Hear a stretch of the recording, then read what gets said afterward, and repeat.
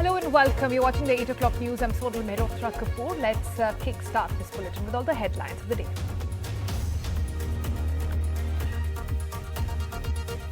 Limit outdoor activity, says centre, as Delhi pollution moves again into the severe category. For the 9th consecutive day, the river of smoke right across North India. It's not just Delhi, and equal to kids smoking several cigarettes a day. Punjab farmers, meanwhile, say don't want to burn, but compelled to as the farm fires continue.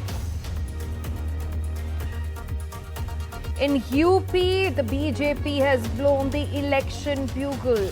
Amit Shah, now in charge of the entire campaign, kick-starts the election. All of those preparations of the BJP from Varanasi, it's mission 300 for them.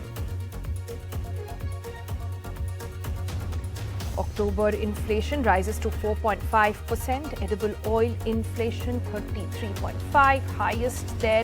Fuel at 14.4%. Industrial production index meanwhile drops to 3.1%. Peer review, a booster shot for Covaxin. The review says Covaxin 77.8% effective against symptomatic COVID. And trees, economy. Chennai continues its losses. Schools to remain shut for the fifth day.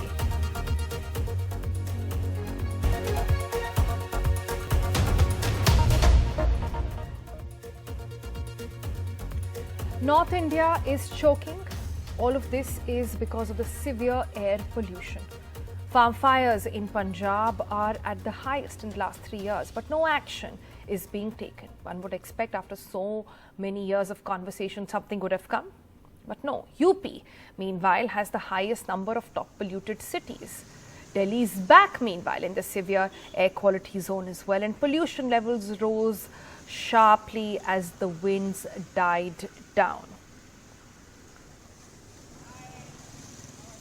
Let's in fact take a quick review of how it's looking like at this moment. Meher Pandey joining us, also bringing to us the latest on what exactly is the government doing about this.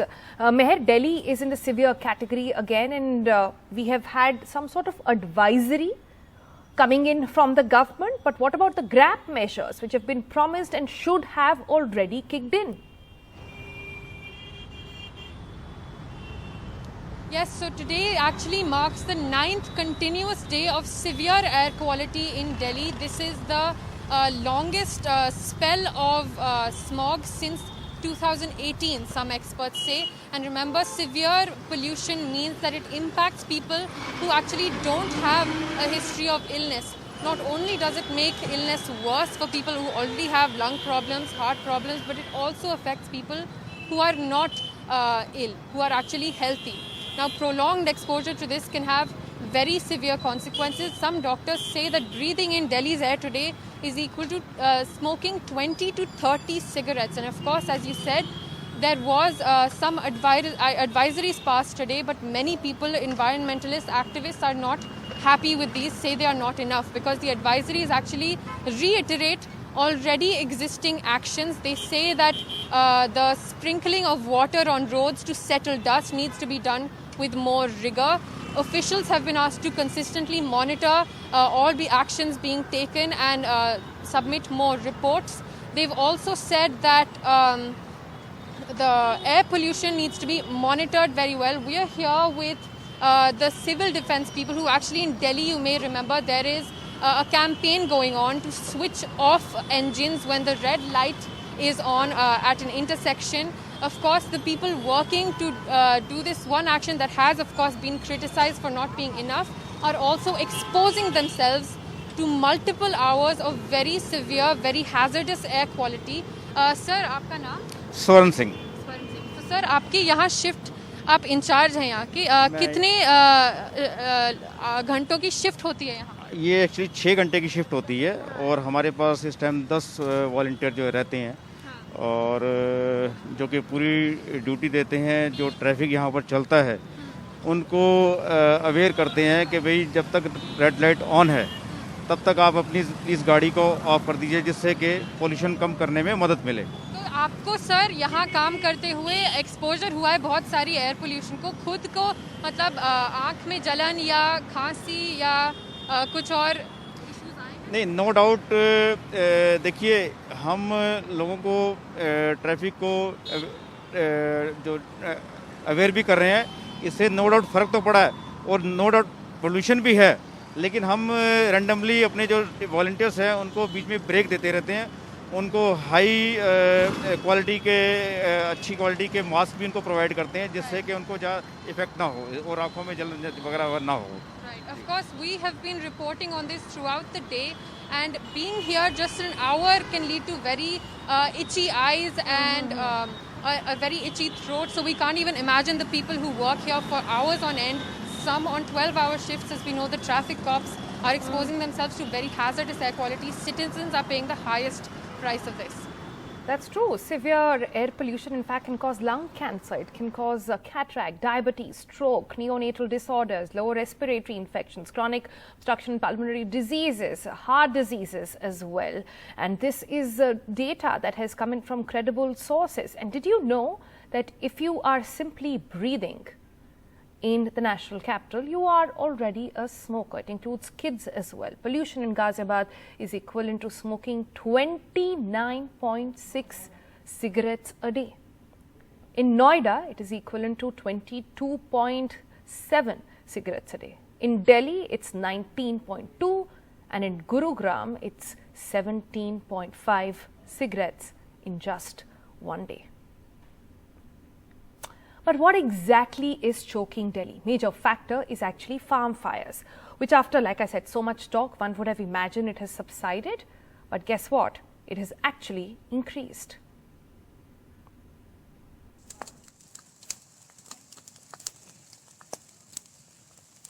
Burning the stubble is because of brutal economics.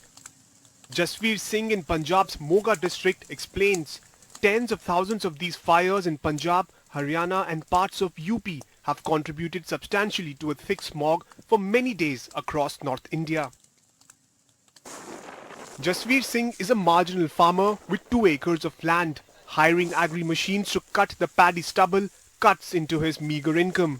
कोई super seeder है जो बीच में कर देता है, वो जो super seeder है वो अगर सब्सिडी में मिले तो 1,40,000 रुपए में मिल जाता है, उसके लिए ट्रैक्टर के ऊपर भी 10 लाख रुपया लगाना पड़ता है.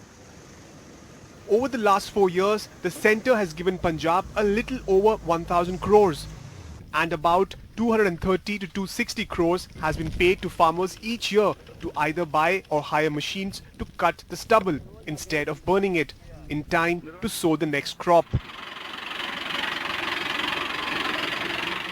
Yet the fires continue. Farmers say their costs have shot up, especially for fertilizer and diesel. ਜਿਹੜੇ ਛੋਟੇ ਕਿਸਾਨ ਆ ਉਹ ਅਵਾਇਡ ਕਰ ਰਹੇ ਹੈਗੇ ਆ, ਕਿਉਂਕਿ ਜੇ ਉਹ ਸੰਦ ਲੈ ਕੇ ਜਾਂਦੇ ਹੈਗੇ, ਇੱਕ ਤਾਂ ਰੈਂਟ ਪੈਂਦਾ, ਇੱਕ ਮਹਿੰਗਾ ਤੇਲ ਹੋਣ ਕਰਕੇ ਉਹ ਇਹੀ ਵਜ੍ਹਾ ਜਿਹੜੀ ਆਪਾਂ ਕਹਿ ਰਹੇ ਆ ਅੱਗ ਲੱਗ ਰਹੀ ਹੈਗੀ ਆ, ਉਹ ਕਿਉਂਕਿ ਸੰਦਾਂ ਤੋਂ ਪਰਹੇਜ਼ ਕਰ ਰਹੇ ਆ ਕਿ ਖਰਚਾ ਸਾਡੇ ਦੇ ਉੱਪਰ ਜ਼ਿਆਦਾ ਪਊਗਾ. Farm economists feel subsidizing crop residue machines is not the solution, but direct cash incentives.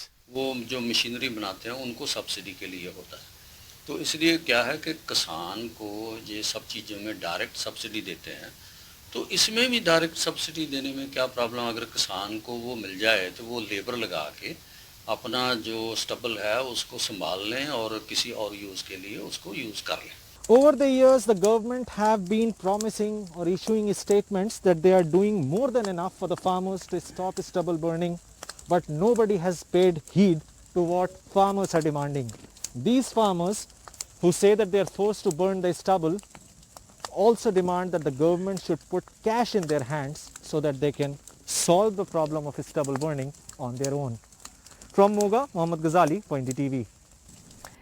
Shifting focus to politics now, and let's begin with the all-crucial Uttar Pradesh. And as we speak, Home Minister Amit Shah is in Varanasi to take charge of BJP's campaign for the crucial 2022 state elections. BJP has set a target of over 300 seats for itself. To achieve this, Mr. Shah has taken the matters in his own hands, starting with holding a big meeting in Prime Minister's constituency of Varanasi with the entire top brass. Chief Minister Adityanath, his deputies, state BJP chiefs, all of the 403 Vidhan Sabha in charges, all present there. The key question on who's going to lead the campaign? Well, there was a lot of talk, and that Chief Minister Yogi Adityanath suffered some setbacks as well within the party and amongst allies after the second COVID wave this summer. But he is seeking re-election in this state, and Mr. Amit Shah already bagged Yogi Adityanath firmly as the parties face in the next election.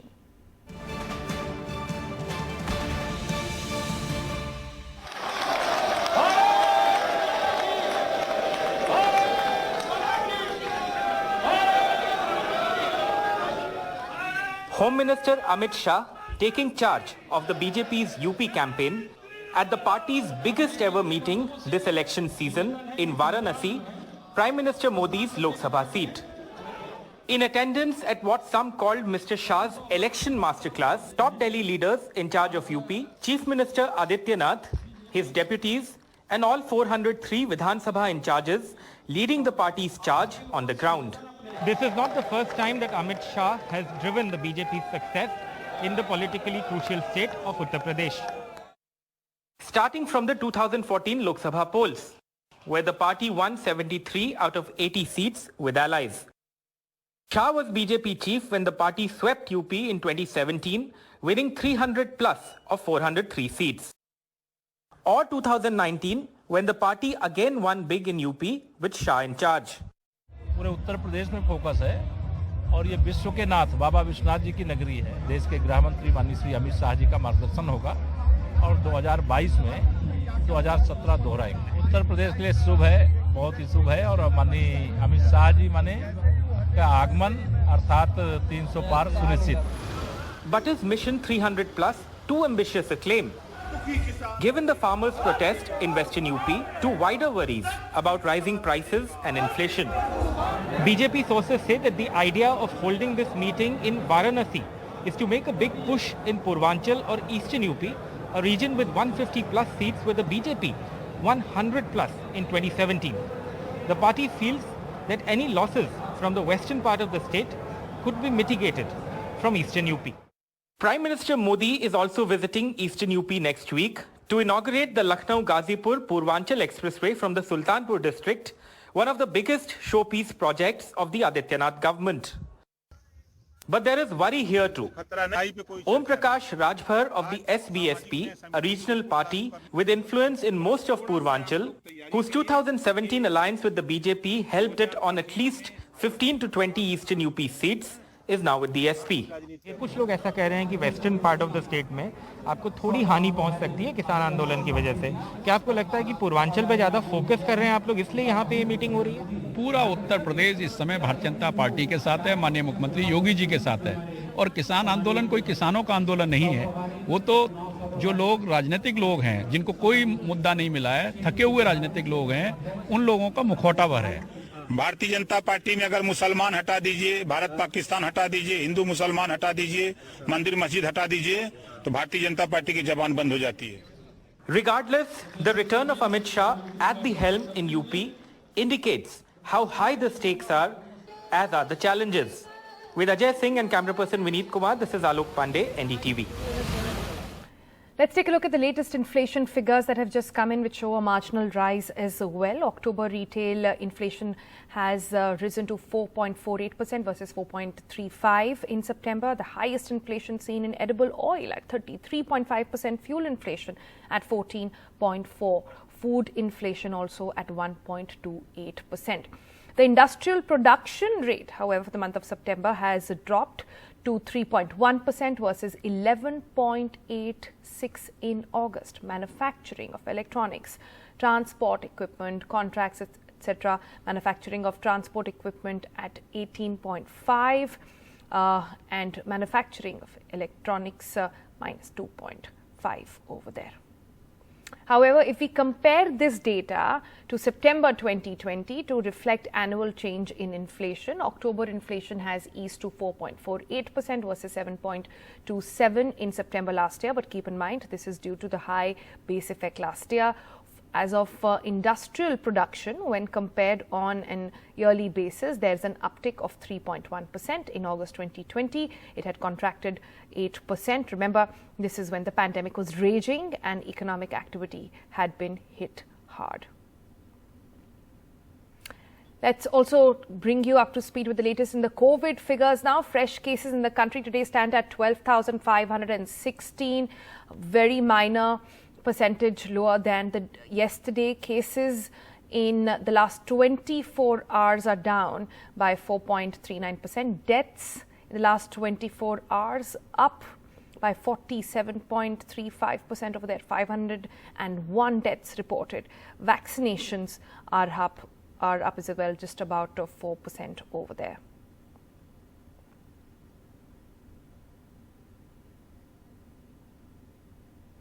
And talking about vaccination, Covaxin, the coronavirus vaccine developed by government's medical research agency here in the country in Bharat Biotech, was found to have 77.8% efficacy rate against symptomatic COVID-19 in a long-awaited analysis published in The Lancet. The study also found it to be 65.2% effective against the more dangerous Delta variant of coronavirus in the preliminary analysis, but said further investigations are necessary to confirm that.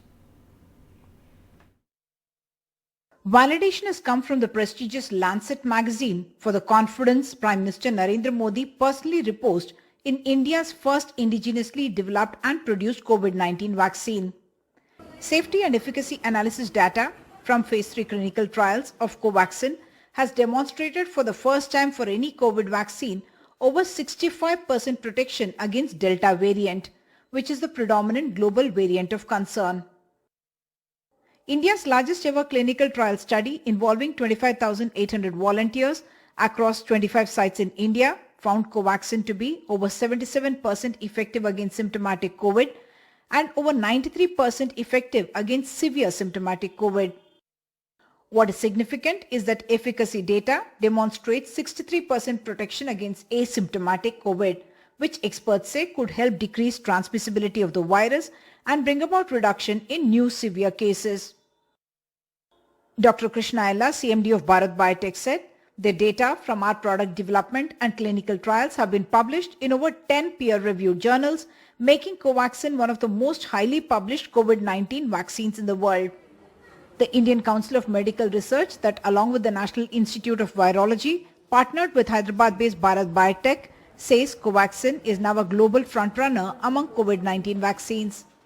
Less than 10 days ago, the World Health Organization granted emergency use listing to Covaxin. It is currently being evaluated for use in children between 2 and 18.